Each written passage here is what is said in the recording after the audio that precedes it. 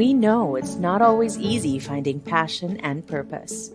We know sometimes you can feel more overwhelmed than inspired. But we also know that connecting people to jobs that matter really matters to you. And that's why we're here for you.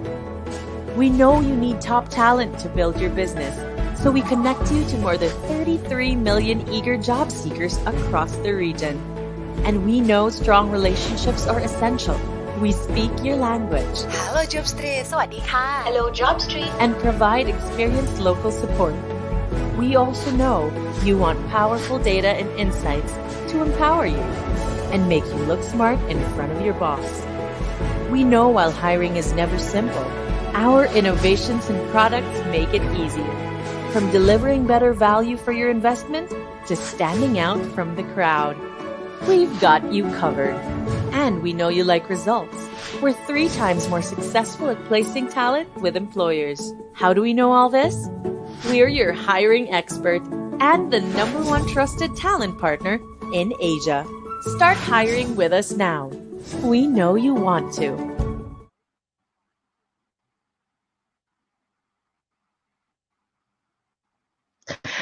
Good morning and welcome everyone to the second of 3 webinars brought to you by Human Resources Online in partnership with Seek Asia.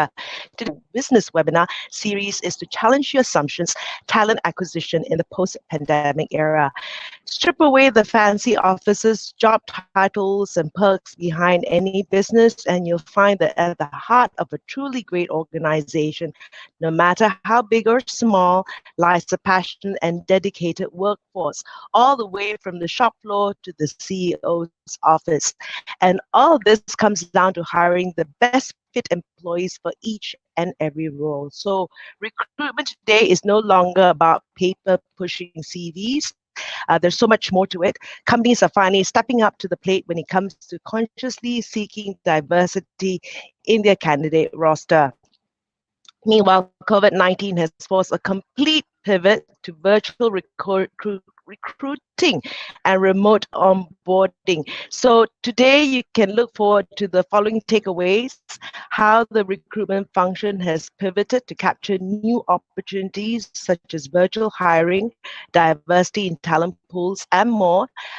Secondly, components necessary for a pandemic-proof talent acquisition strategy, including what leaders on our panel are leveraging new possibilities in recruitment, such as virtual hiring, machine learning, D&I, and more.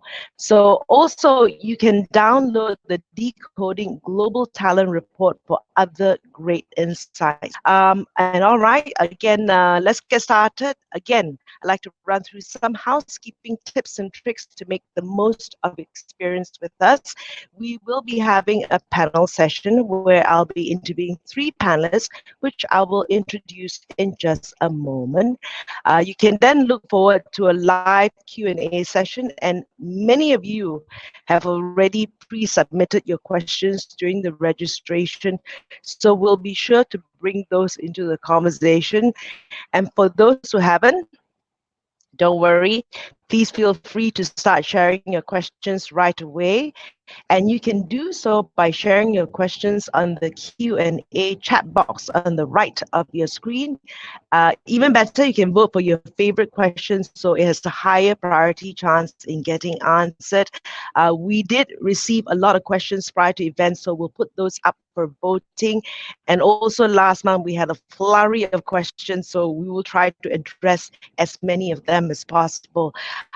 So before we get into the panel session, right, and we're going to have a little poll session, but also before that, the most active participant has the chance to win an iPad iPro, and this will be, you've got to be based in Malaysia, Singapore, Thailand, Hong Kong, Philippines, and Indonesia. And winner of the prize will be selected after the completion of the 3rd webinar, which is happening on September 4th during the webinar series. And the most number of questions, just the poll, right? Our first poll question is, we would like to find out, what is your role in talent acquisition? Is it 1, decision maker, 2, are you an influencer? Or 3, I'm here to gain. Welcome our panelists. Okay. Asia at Seek, his task is to transform Asia's most successful job marketplace to the best career platform. Previously, he led Carousel in the capacity of Chief Commercial Asia for Property Guru as Chief Business Officer. So say hi, Louis, so we can hear you loud and clear. Next, we have Clay Johnson, Head of Human Resources Asia Pacific Swift. He has 20 years of global HR experience across North Frida. America, Hello, everyone. I hope you all Europe, can hear me and well. Asia Pacific. He's passionate about helping organizations achieve results through strong people practices. And originally from the US, Clay has called Kuala Lumpur home for the past 4 years. Hi, Clay. Last but not least, we have Chua Chai Peng, HR Director Experience. She is an experienced HR professional familiar with strategic and operational HR. She began her career in consulting before her foray into HR, and prior to joining Experian, Chai Peng was the HR Director of Mondelez Malaysia and is currently one of Talent Corp's diversity advocates. So hello to all our panelists. Okay, getting Chai Peng on. Right. Hi, everyone. Okay. So we've got the full crew. I'm having a look at the poll results right now, and it looks like yes, decision makers at 27%, influencers at 31%. I'm here to gain knowledge at 42%. So over 50% would be people who are decision makers. How has your organization pivoted its recruitment process to capture new opportunities such as virtual hiring, machine learning, and diversity in talent pools? Chai Peng, get your mic on. So, tests, right? It's done online, and we've got various technical tests as well that has gone online, and all this happened before the pandemic. So fortunately for us, we had already gone, pretty virtual in that sense. And therefore, when the pandemic hit, right, it kind of intensified the process, right? We just had to make sure that it was as seamless, because now, we couldn't do any face-to-face and all that. So, we just had to be more seamless, very fortunate. And also, when we went out, right, into social media, and all this happened before the pandemic, we had something called Video My Job. We would get hiring managers, and then, transitioning the hiring managers, right, to do a lot of all this pitching for talent had already been done even before. So they got used to it during the pandemic. So I think in that regard, I think for us in Experian, we have been very fortunate. And I said, and as I said, right, I think it's now during the pandemic, right, what else can we do, and without losing that human touch? And I'll come round to it, right? So let me just pass it on to Clay, to kind of pick up on probably where I left off as well. Yeah, thanks. Over to you, Clay. Okay. Thanks, Chai Peng. Thank you. Good morning, everyone, and thank you, HR Swift. If I sort of reflect back over this very difficult year, the highs that I can share are the fact that we were also almost entering. And then from there, I think the other points that I wanted to share was as we moved through as we started the pandemic, we were in the throes of really growing in several of our locations. And so our recruiters had to quickly figure out how to establish a virtual recruitment drive, which they did fabulously well. And it was a huge success. We were able to get people in, which is definitely a highlight. And as well on our employer branding, we've taken every opportunity over the past year in all of our locations to really sort of put our name out there and make sure that we're known in the market. As you all know, there's loads and loads of virtual sessions that are happening in different sectors and in different industries. And each and every opportunity we can to put ourselves out there, we're doing that. So those are my highs. I think the lows, sort of what Chai Ping was saying, just that human touch, not being able to actually see a candidate, have those difficult doing it virtually. It's a bit like this webinar, right? Where we have to do this virtually and then we have to deal with lags and not make sure things start Hi, happening. I'm so sorry, everyone. I believe we are Louis, facing quite a few connectivity issues. Can I request everyone who's joining us for the webinar today to please refresh your screen. I believe we are facing rain all over Singapore, Malaysia, Southeast Asia. And we will continue with the webinar. So we will just give a 30 seconds pause for making sure all the delegates have been able to successfully refresh their screens. Waiting for Clay. But I think as we wait for Clay, Louis, perhaps you could address this as well. Yeah, sure, Freda. I think, from the business side, what I would say is the low is definitely the situation that we're in, right? That we're finding ourselves as we operate the business and try to find talent. And what makes it more difficult is that it's just very fluid, right? It changes all the time. There's no constant. So it's very hard to prepare and plan in that sense. And I guess that's why everyone is here today to learn from our experience. But on the positive side of that, the high is, working through this year and last year with all these uncertainties, it's been great to see, at least internally for us. We've been very flexible and agile on how we approach the situation, how we adapt new technologies, how we change our approaches, which is what we'll be talking about today. And it's also positive to see how candidates are also changing, right? Because they are also feeling the same thing and needing to adapt. So seeing that play out, at different paces in different markets, but nonetheless playing out, I think is a very big high for us all. Right. Okay. So there is this this movement, right, of being a bit more active and all that, which is great, right? And I think that's the way we need to move as well, like the whole idea of digitalization. Now, Chai Ping, you managed to achieve a paperless and digitalized talent acquisition process for Experian as early as 2019. Wow, a little bit just in time. And then the pandemic hit, right? So how difficult or easy has it been to incorporate technology, and what ROI have you achieved? It's like as if you planned for the pandemic, Chai Ping. Yeah, I had a crystal ball. We kind of decided that we wanted totally paperless. So I think I mentioned earlier, our e-offers, and a lot of our assessments and all that is paperless now, even before the pandemic. And so that transition, right, was obviously a bit more easy, right? When the pandemic hit, other challenges came into play. And then also we had spoken to our hiring managers, our line managers, and say, get your, video my job ready, right? Get your LinkedIn profiles ready, because we might even make you, kind of help us post, right? So that, we kind of cast on that as wide as we possibly can. And then,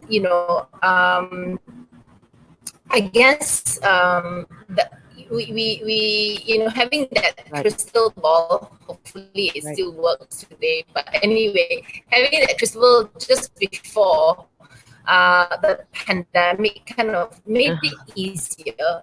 But also at the same time, our hiring managers, right, our interviewers really need to be very equipped, right, in whether, if we kind of transition from a face-to-face interview, because we still used to do it in the office, Jaya, right? And if you're going to get candidates looking, and then after the pandemic, so obviously ROI on that, I would think that, my hope, right? I haven't done, a real, kind of, I think the ROI on it was, not only do we win as potential employers, but hopefully, the candidates, experience, right? And time, traveling into the office and all that, right? Interviewing with us is going to be reduced, and then that gave them time back, right? Whether they're doing it at the comfort of their homes, hopefully, even before the pandemic, that would give them time back. Clay, I don't know if you can hear us at least. Figures on it, but even if we can't. Hopefully, okay. Because yes, that was in one part I time. didn't In time for my before question. the Welcome back, Clay. But maybe now in hindsight, looking you for a see, lot more data. this is a great test. And Okay, should now, look at the ROI, right? Having gone Clay, how has your experience been in involving the mindset of your recruiters? Who've been used to face-to-face hiring and all that changed to virtual hiring. In the past, I would say 1 year, but as 18 months, right? Has the average time to hire improved or declined during the pandemic? All right, I'm really sorry about that. So our recruiter, well, let me take a step back. Prior to the pandemic, we actually had a hybrid model at Swift where we could work from home 2 days a week and be in the office 3 days. So our recruiters and our hiring managers were already sort of comfortable with, the virtual setup and interviewing and assessing candidates. I think where the tricky part is I felt that the mindset of a lot of hiring managers was, I need to see the candidate before I make an offer. And so we really had to sort of help them the recruiters, our HR business partners, to get them more comfortable with making those decisions about extending offers without ever seeing a candidate.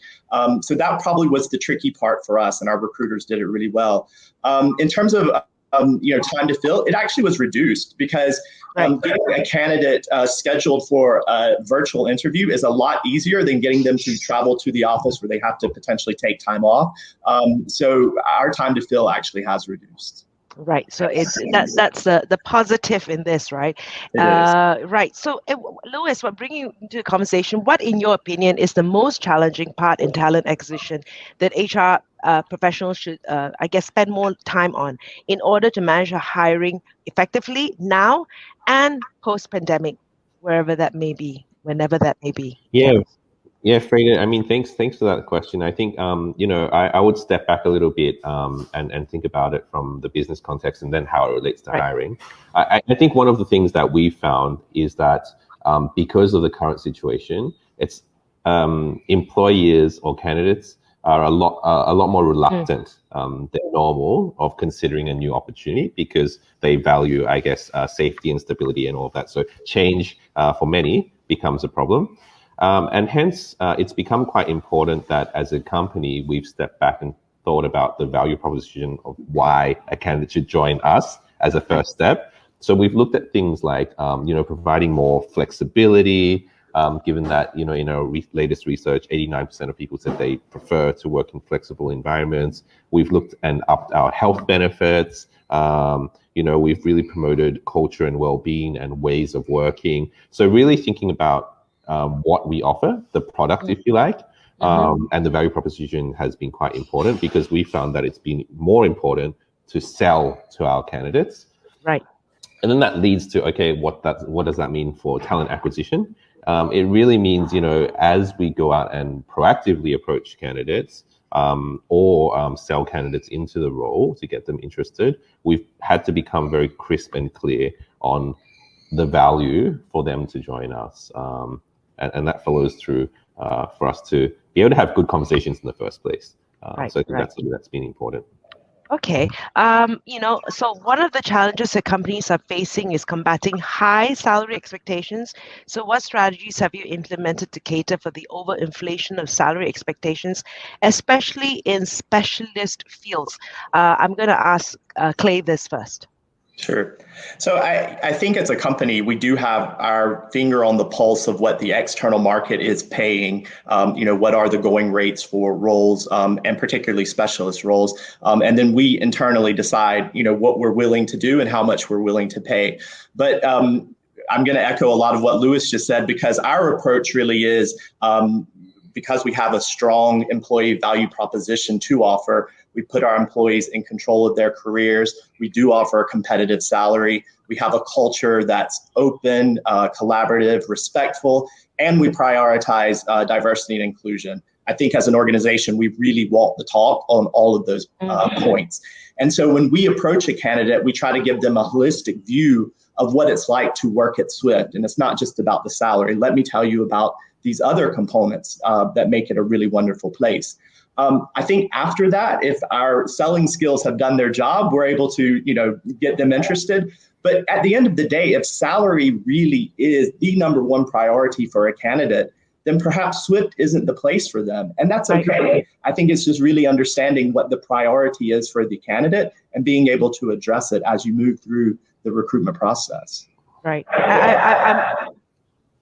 I'm looking at all my decisions in the work that I've done, and salary has never been the factor. It was always something else, right? What about an experience, Chai Ping? Yeah, I'm just going to echo the gentleman as well, right? Be cannibalizing our own industry, right? Because, I can always go out and say, so someone walks to Clay and Clay says, okay, I'm going to offer you 20% more at the root of it, right? So, the productivity and the ROI and the pay and all that will not kind of, it just wouldn't make sense, right? And it won't tally. Yeah. So I think to what Clay and even Louis was saying before, I think the focus now on experience is let's pay our people well and competitively, right? I mean, obviously there's so many, salary surveys and all that are available out there. Kind of do that and see where you want to peg yourself against the market, right? And pay them well, right? And pay them competitively. Now, on top and above and beyond that, one of the things that we are focusing on is actually culture and leadership, because we are putting a lot of effort into our leaders now to help them become better leaders, because you're not just going to be a manager, right? You're going to lead, right? And you're going to be leaders of leaders, right? So if you're going to be a leader of leaders, what do you need to do? So there's a lot of focus on that, because the EVP has to be compelling. It has to be strong. And I'm not a Google, right? So I can't compete with Google. I'll never be able to. I miss the culture. I miss the people. I miss the collegial. Relationships and so on and so forth. And also there are people who have left us and may not boomerang, right? And say that I think we just need to look beyond the confines of salary. Right. And benefits. You brought up something very interesting, and maybe I'll bring it up later, because you talk about the culture and the whole experience, which some new hires have never had a chance to experience. Right, but we'll go into that later. Louis, your life cycle, your add-on to what they've just both said. While Clay returns. So even if they want to think, sure. I agree very much with Clay and Chai Ping on this. It is really more than about money. It's really, when you ask yourself, even, would you work for a job just for money if it's miserable, right? Or if it doesn't offer you any advancement opportunities? Usual answer is no. So it's really about thinking again the value proposition, what else you can offer to the candidates in the form of, we were talking about a way of operating and working, benefits, and even career opportunities and investments into the person, right? I think if the company talks about and acts out investments in individuals, and that's seen, then money's not always and most of the times the most important factor. Right. I remember values for me was important. Like the company that I used to work for provided flexibility, and was and the whole there was something else, right, that attracted me beyond money as well. So welcome back, Clay. Okay, so another major issue that companies are dealing with is virtual candidate assessment, selection, and screening. So what are some best practices you're using to navigate this challenge and really filling a vacancy with the best possible candidate fit? I'm going to get you to answer this first, Clay, in case you disappear. I'm like a ghost here. So there's a couple of things I wanted to mention here. So we actually hire a lot of technical profiles. We are a fintech, so it makes sense that we do. And we actually work with a company called Codility, and the online assessment that they have that we do for our technical, or we implement for our technical profiles. And then what that does is that once someone passes that assessment, then we know that they are qualified and they are probably one of the best candidates for our tech profiles. So that's helped us out tremendously. We've also made it a requirement that all of our hiring managers go through an unconscious bias training, so that when they are interviewing candidates, they're really focusing on the knowledge, skills, and abilities of each of them and nothing else. And then finally, we do a candidate experience survey. So whether the candidate is selected or not, we do ask them what their experience was like, and then we try to take that feedback and sort of iterate our selection process so that we are improving it and really bringing those candidates in so that we can set ourselves up to hire the best candidates. Right. An experience typing? Yeah, so very similar to Clay. You know, our as I said, our technical tests, you know, assessments and all that have also gone online. But one snare, right, that we have to keep in mind is my team. One of the things we have to watch out for is I've just heard, you know, candidates now have proxies and they do lip syncing. Right, and you're not getting the real candidate in front of you. Right. So I think we have to put in certain safeguards to say that, you know, you can't have like kind of flash in your face when you're interviewing with us, and then we try to get supporting. Right. You know, like if you are interviewing for this role and that phase on whether it's on your CV, you have to prove to us that you are actually coming for the interview, because we've come across cases. Okay, so where, I don't know if I want you to elaborate a little bit on the creativity that we come up with, they've just gotten or not. Maybe you can share an example of how creative, right? And in a very competitive market, fortunately, it may not be the markets that, you know, not in Malaysia, but probably elsewhere across the region. I think we just have to be a bit more mindful. Now we've gone online, right? I mean, 100%. With I would maybe call that out. I will find some talent to stick with the actual candidates for the candidate they're actually going for, and making them look in these are. And I think people will get more creative because in a virtual world, people can get more creative, right? I think that's something that you know we should all watch out for. And so this is a very competitive there's a lot of cleverness in this, right? This is online coaching that's happening. Like right now, there's someone actually teaching me how to do this, right? Very surprised, right? Okay, Louis, right? Along the same lines, right? More and more organizations are now looking to hire overseas candidates, sometimes having to do so without an overseas entity. Would you be able to share some advice on the best way to approach this dilemma of overseas hiring? Yeah, so Frida, I heard a little bit of overlap. I hope you're hearing me okay. You know, I think, you know, with overseas hiring, there are quite a lot of things that you need to consider, especially if it's the first time that you're looking at doing it. You know, several things that come to mind are legal regulations and challenges, right? Each market sort of operates in a different way. So if you don't have experience hiring in that market, first of all, I think it's important to maybe think of getting someone specialized in your team to look at those markets, or use specialist providers that look for things like, you know, global insurance policies, payroll, you know, how to structure and enable your company to do that, I think is one. And then there are also, from the product perspective, i.e.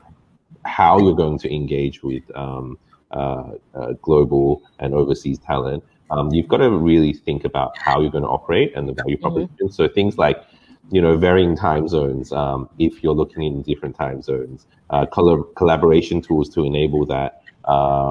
You know, you have to consider things like pay disparity. the same role in different markets is quite different. So how do you think about that? Because there's no one answer for that. It depends on your company's philosophy. Cultural differences, right? You have to consider when selecting which markets to go to, because clearly different markets have different cultures that may or may not fit in with your operations. And in general, just understanding different legal responsibilities in each market, I think, is important. So those are things that definitely you should be considering as you go and look for overseas and remote hiring for your business. Okay, just a few more questions before we get to the Q&A. Chai Ping, looking back, is there something you would do differently in approaching your talent acquisition evolution journey? We know you have a crystal ball. Okay. I'm not so sure if the crystal ball is still working, but anyway, I was thinking about it, and I said, if there's something, that I would have done differently, it's probably just have more time because, the last 18 months has been honestly very painful for many of us, if not all of us, right? And that time I thought, I could care, right? And they had, I know my team put in a lot of effort. I wish, I had more time looking back, amidst. What about you, Clay? Other conflicts. Yeah, so I've thought about this question as well, and I think that, it hasn't been an easy journey, but I do believe our team has come to grips with it and have done a really phenomenal job of getting us to where we are today. I would probably just call out one thing, and that's on the employer branding. I know I mentioned earlier that, we've been doing quite a bit during this pandemic. I sort of wish we had done more prior to the pandemic so that we would be able to spend more time with candidates, engaging them. Even though we're also having to play catch up from a period of time of not doing employer branding. So if I go back several years, I would do that so that we're not spending a lot of time during the pandemic on that particular point. Right. Okay. Final question before we open the floor. Right. Okay. So to end things on a positive note, if you had a magic wand and you can do any one thing to find the best possible candidate to business, what would you do? And think big. Louis, I know it's we'll get you to answer first.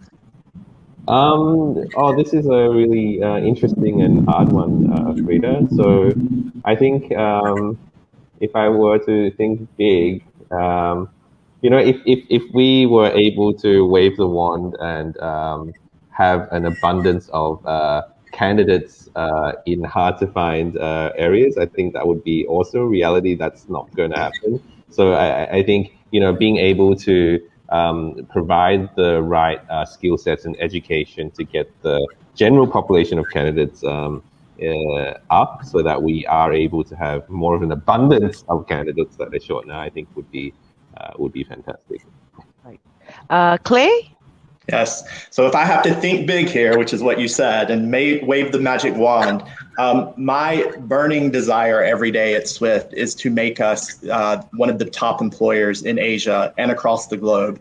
And I feel like if I could wave the wand and make that happen, then we probably would be able to easily attract talent to the company. Okay, thanks, guys. We're going to open the floor for questions. We've got lots of questions. I'm going to go with the one with the most number of votes. But before that, maybe I just want to get things flowing, right? Being in a work from home setup, having local talents, right? What would fast track the recruitment process from a recruiter? Being used to face-to-face hiring process. And I think we sort of addressed that earlier on, but this was a question that came in earlier. What would fast track the recruitment process? Chai Ping or Clay, any of you would like to address this? Chai Ping. Yeah. I think, so during the pandemic, there was a bit of a lull. So what we did was we did talent pooling, and we kind of sat down and said, what do we need in the business, right? And now that, hiring has kind of ramped up, the team has, they've got pools of, because they've put their feelers out there as well. And they've already got pools of candidates. So I think that has expedited our time to fill, time to accept, and so on and so forth. So I think we were a bit more ready, right, when the job market started to heat up. So I think that has helped us. So that talent pooling, the pipelining, and the market sensing piece. So we've done that. But obviously, the market is evolving. Right. The talent landscape is evolving. The business is evolving, right? And the pandemic is. Yeah, I was just going to say. I mean, from our perspective, in order to fast track, really, what we've tried to do is make sure that our hiring managers and our recruiters are fully aligned on timelines, so that there's not sort of a lag between, when a candidate has been identified to when the hiring manager sees them to when an offer is made. That it's very clear, so that we're working off the same page and there's no gaps in the process. Okay, so this is a question from Florida S. Quilates. She says, how do we address productivity issues during the pandemic when employees are working from home? Any suggestions from anyone?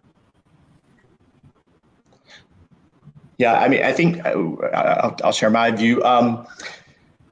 You do have to be flexible because people are dealing with things at home, that you may not see on camera or when you're engaging them as your employer. So there has to be quite a bit of flexibility.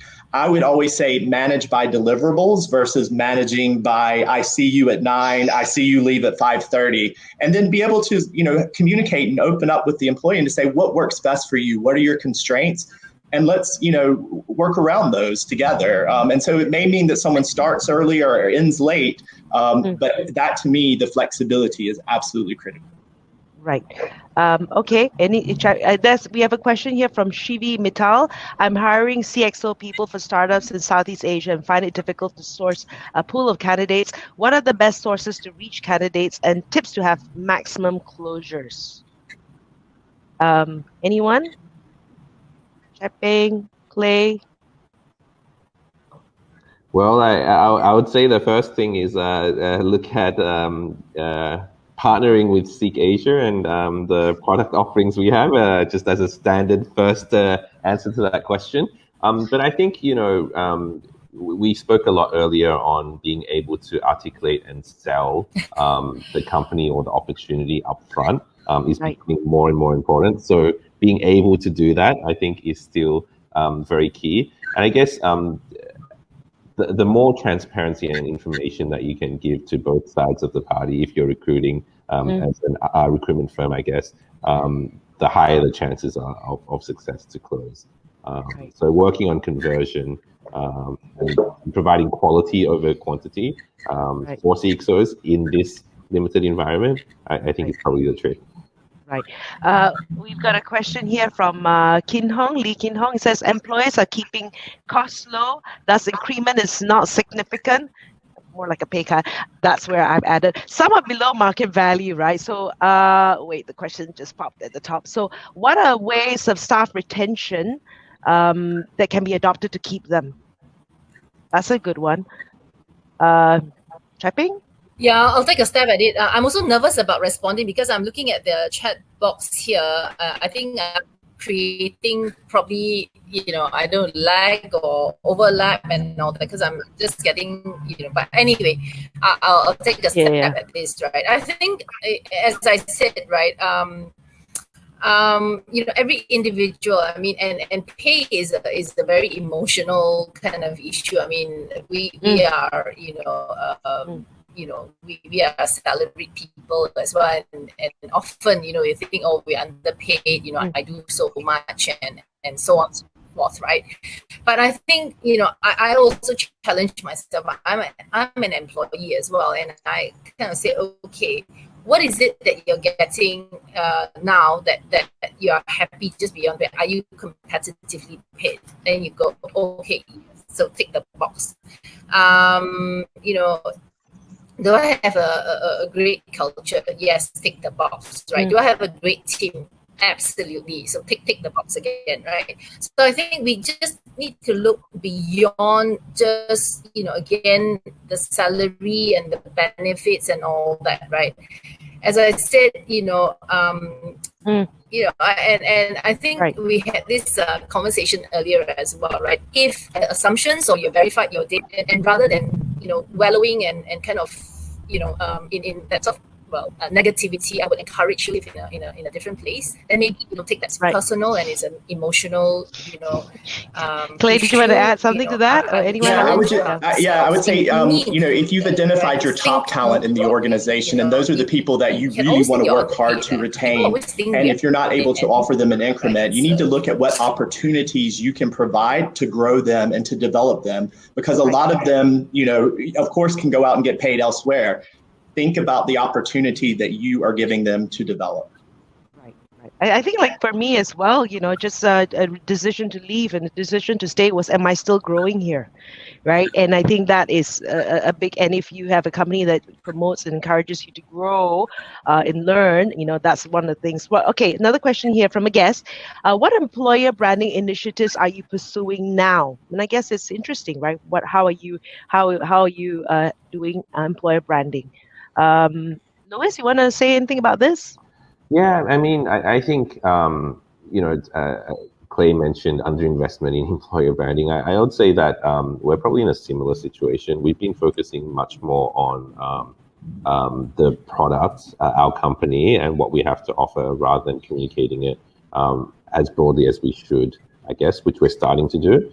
I think from an employer branding perspective, after working on the value proposition, we've really started to equip our talent acquisition teams and our employees with the spills and the pitches and the ways that we should talk about our opportunity to external people. So it's really using our own employees as a voice for employer branding.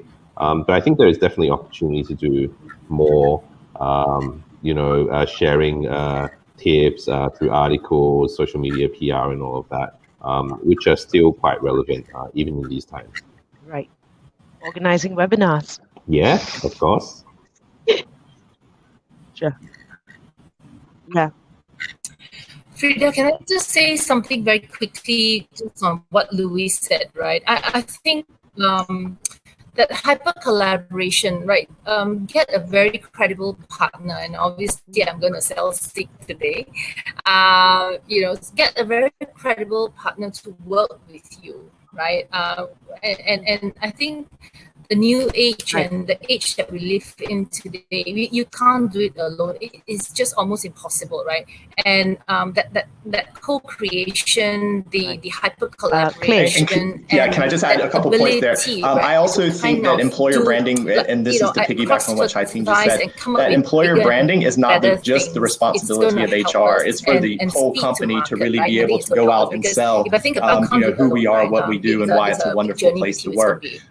In terms of what we're doing on employer branding right now, we're focusing a lot of attention on building the relationships with universities in different locations where we operate, really to sort of get in our foot in the door and try to build up some talent pipelines of people coming out of universities. So, for example, last weekend we sponsored a hackathon at one of the universities here in Malaysia, and it was quite a big success. So. Right. Okay.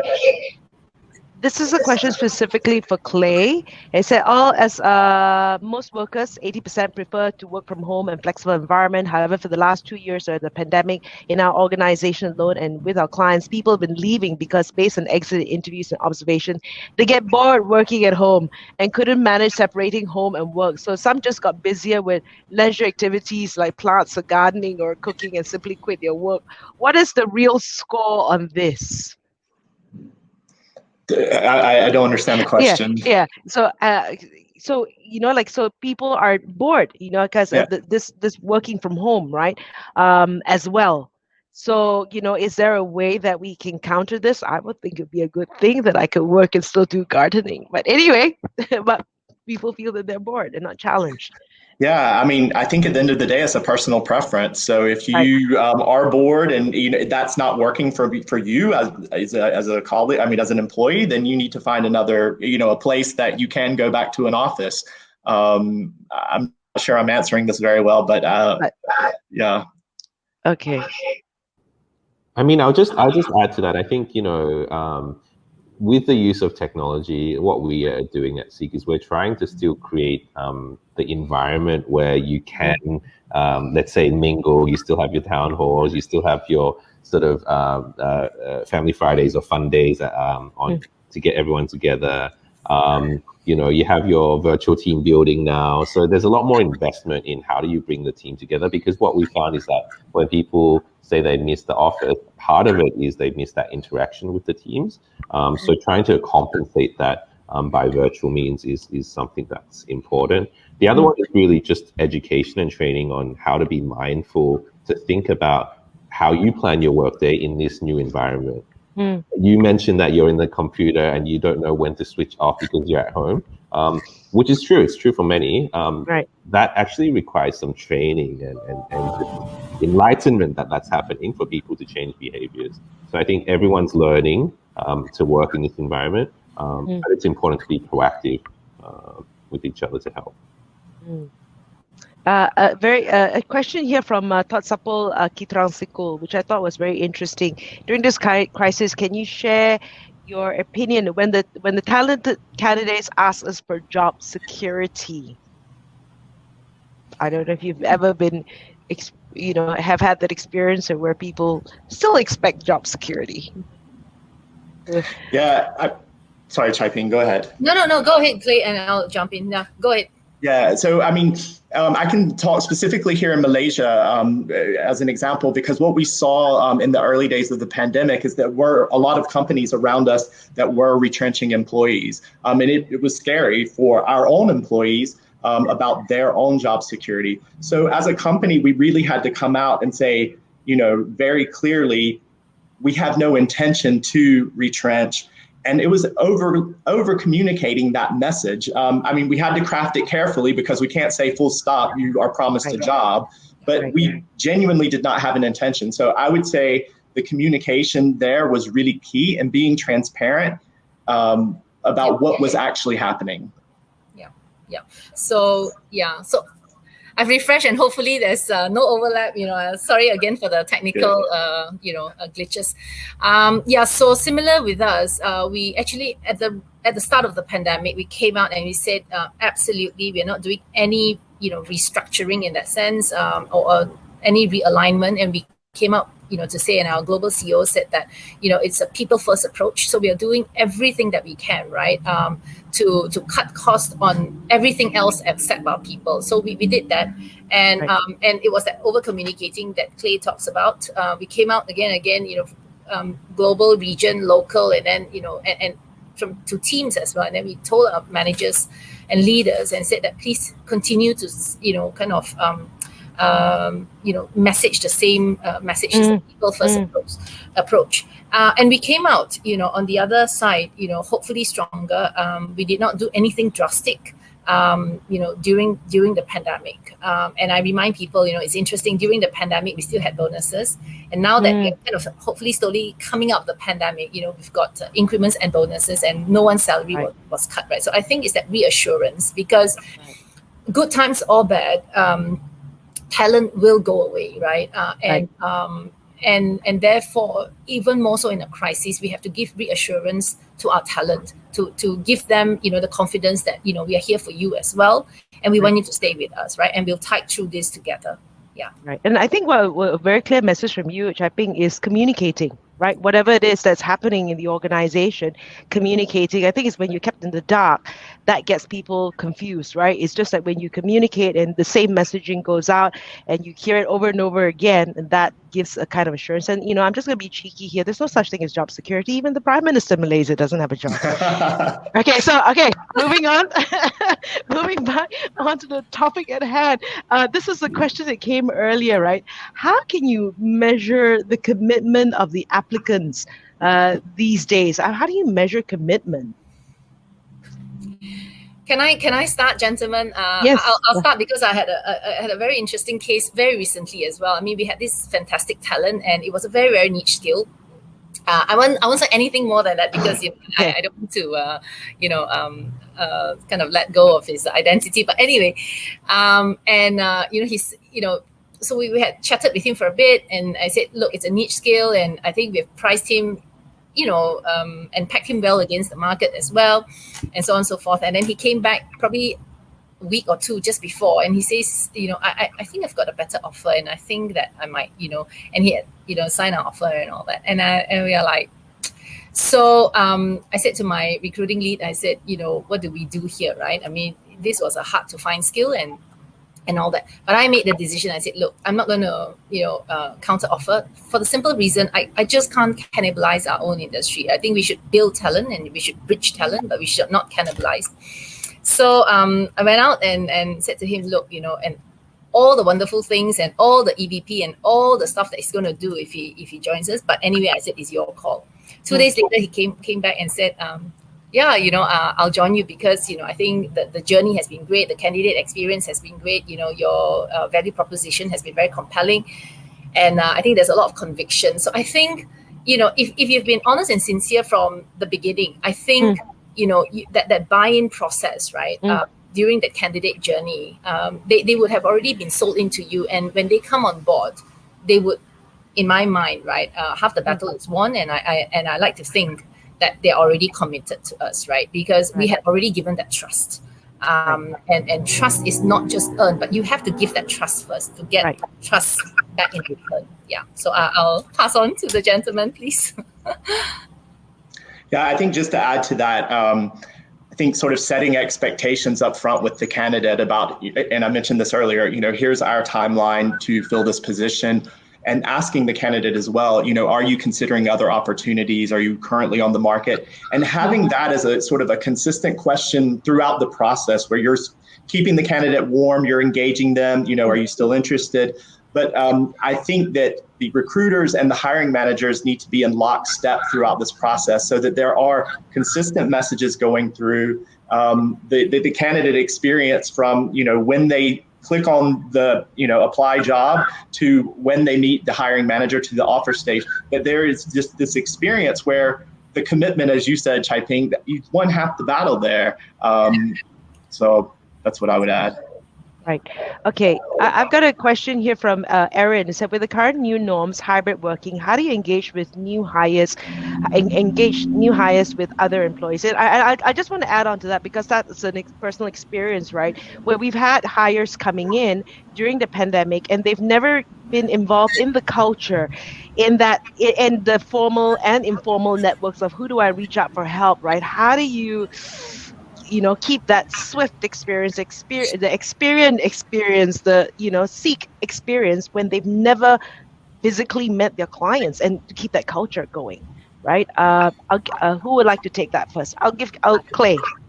Okay. Well, I think there's a number of people involved in that. So HR definitely has a responsibility in sharing what the culture is, what the expectations are. And it starts before the employee joins us, actually, before their first day, and really setting up an onboarding program for them so that they do have those touch points where they know who to go to. They have a buddy on day one that works with them through this process. Their manager has a role to play in it. So our HR business partners really sort of work closely with the teams to make sure that, new hires are being integrated into the organization, as effectively as possible. It doesn't sort of remove the face-to-face interaction that we would like the employee to have, but that will come in time. So let's just make the best of it until we can get to that point. Right. Yeah. So I'll jump in. So very similar. Our onboarding process is automated, is personalized and automated. The buddy knows what to do. The managers know what to do. The buddies have a checklist as well, right? So it's a checklist, and HR will kind of clamp down and say, hey, have you done this? Have you done this? And my own team, right, from my TA partners to my HR business partners and all that, right, before, during, after, it's a very seamless process, right? And there's even more care now, right? More effort now. And I hear my team telling me now, Chai Ping, can you please meet this person? Chai Ping, can you meet that? I almost never get asked before, but now even more so because we put a lot of care. And something that I want to stress, it's virtual empathy as well, right? And people, I'll challenge people if people say that, I can't show empathy in a virtual world. I can't build a sense of belonging in a virtual world. I'll challenge that. I will challenge that. And then after that, I think similar to Clay, we've got the checkpoints as well. 30 days after you join, 60 days after you join, 90 days after you join. So it's a very robust, and we keep it alive, right? It's not just we've done it and we don't care. So it's very robust. Yeah. Right. Yeah, it's the same. I mean, I'll just echo that. I think for us, we just have been even more deliberate in doing all of the things both Taiping and Clay mentioned. For us, we have a whole 1 month onboarding process, which is really scheduled and structured, and I think that does help. And coupling with, I guess, all the virtual team building and bonding, bringing the culture in and infusing it that way, I think. I love Taiping, the virtual buddy. That's the first I've heard of it, and I think that's so important, right? Someone to virtually hold somebody's hands along the way, and I think that's great. And virtual empathy, that's also something that we should take into consideration. We've got a bit of time left. I'm just gonna ask one more question here, and okay, let me see. Let's look for candidates, Richard, based on industries. Okay, I guess maybe I want to close off. With what do you see? What are your plans moving forward? Maybe in terms of what HR can do, and if you can give advice to other companies, big or small, what they should be looking out for.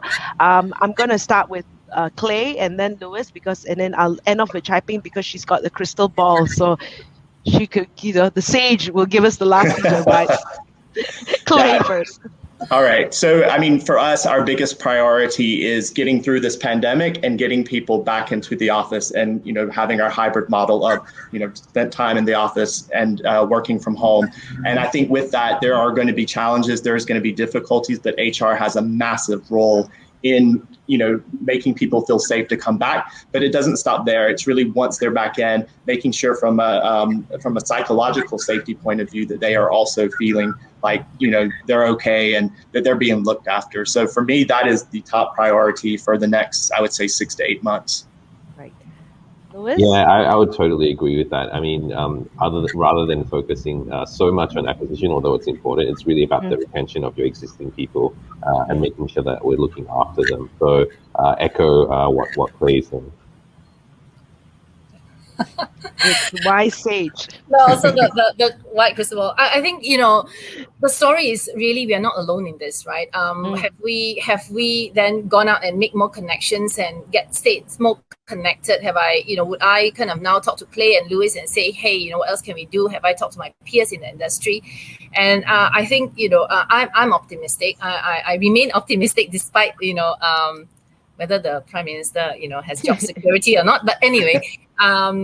So I think for me is making sure that learning from the pandemic, going and hopefully coming out of the pandemic fairly soon.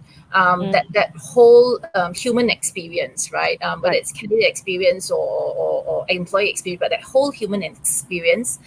And the whole well-being piece. I think Clay talks about psychological safety. I think that whole well-being space is not just your mental, your physical, but also your social, your spiritual, and your financial as well, right? So we have launched this big well-being program in Experian, and that covers almost all aspects of well-being. So I think going into that and making our workforce more resilient, right?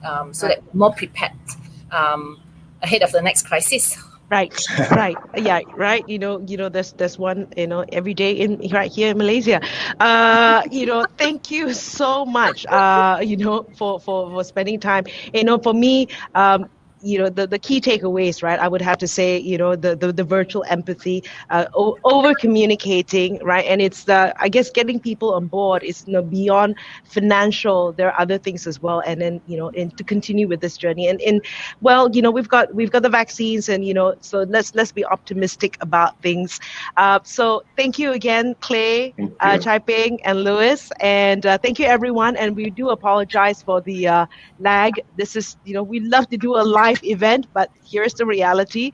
Our third webinar will be happening on the September 14 on another crucial topic, which is upskilling and reskilling. And if you have more questions, please go to seekasia.com and visit the employer's blog. Remember, you also have a chance to win an iPad Pro if you attended any of the 3 webinars. So make sure you attend the one on September 14. We also have a survey for you to fill. You can see the link to the survey. Please head on over there and give us your feedback so that we can make these sessions more beneficial for you. Once again, thank you to all the panelists and everyone joining us virtually for being with us today. We do appreciate the time that you have spent with us. We hope this session has given you some HR insights, as this is a crucial component in any organization, and a reminder that you can download the Decoding Global Talent Report to get more insights. And I'm sure the team, I was reading that some of you have problems downloading. I'm sure the team will be in touch with you on how you can get hold of that. I look forward to seeing you again next month. And until then, have a wonderful rest of the day and stay safe. Thank Bye. you so much. Thank you. Bye. Bye-bye. Thanks, Louis. Thank you so much. Thank you,